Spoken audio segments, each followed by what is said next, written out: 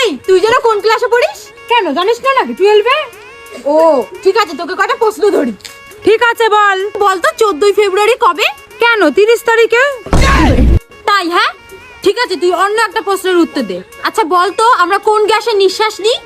কেন ইন্ডিয়ান গ্যাসে? কি? ঠিক আছে বাদ দে, এইবার বল। বল তো মরা বেঁধে কেন নিয়ে যায়? যাতে পালিয়ে না যেতে পারে। ঠিক আছে, এবার এইটার প্রশ্নের উত্তর দে। বল তো গাছের ডালে কাক বসে আছে, এটাকে হিন্দিতে কি বলে? ডাল মে কুছ কালা হে। তাই? হ্যাঁ ডাল মে কুছ কালা হে। হ্যাঁ আচ্ছা বল তো কোথায় সব থেকে বেশি বরফ থাকে? কেন মাতালদের গ্লাসে?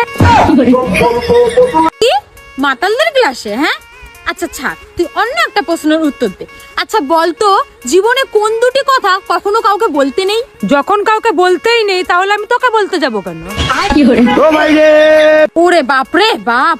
আচ্ছা ঠিক আছে বল এটা, যে আমাদের সমুদ্র কয়টা?